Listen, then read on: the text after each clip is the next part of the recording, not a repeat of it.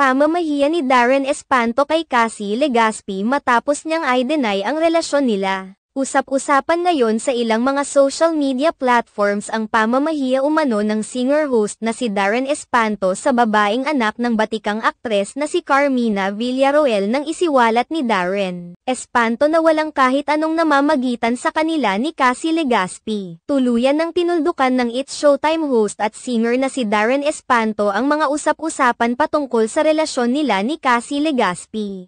Muling naging laman ng mga usap-usapan ang nakaraan ni Cassie Legaspi at Darren Espanto nang usisahin ni Vice Ganda si Darren patungkol sa kanyang relationship status noong April 6, 2024, sa unang episode ng It's Showtime sa GMA7.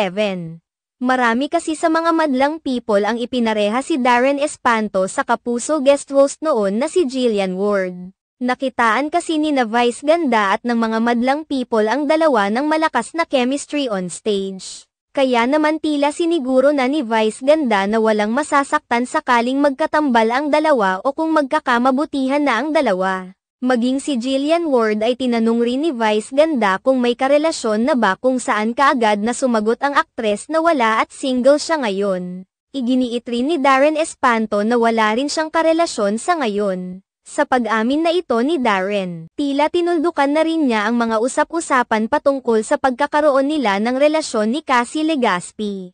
Hindi naman nabago ang pagkakalink ng dalawa dahil ilang beses na rin silang namamataan na magkasama at napakalapit nila sa isa't isa. Madalas din silang magbahagi ng mga larawan na magkasama at ilang beses na rin silang nagpalitan ng mga sweet messages sa social media. Bagamat hindi naman nila hayagang inaamin ang kanilang relasyon, marami naman ang naghinalang nagkakamabutihan na mga ito kung pagbabasehan ang kanilang mga ipinapakita online. Sa isang panayam, kay Darren inamin niyang nakukulitan na siya sa mga taong pinipilit na mayroon silang relasyon ni Cassie Legaspi kahit ang totoo ay wala naman talaga dahil malapit lamang sila na magkaibigan. Binigyan din niya na kailanman ay hindi mauuwi sa isang romantic relationship ang kanilang pagkakaibigan ni Cassie Legaspi. Sa kabilang banda, naging laman ng mga usap-usapan sa social media ang ibinahaging post ni Cassie Legaspi na hinala ng marami na patama niya kay Darren Espanto. Sa kanyang Facebook post, nag-post si Cassie ng kanta ng international pop singer na si Olivia Rodrigo tungkol sa isang toxic ex-boyfriend. Ang kanta ay tungkol din sa isang babae na pumayag na tratuhin ng masama para lang makasama ang kanyang kasintahan. Hinala ng mga netizens na nasaktan si Cassie Legaspi sa pagtanggi ni Darren Espanto sa kanya.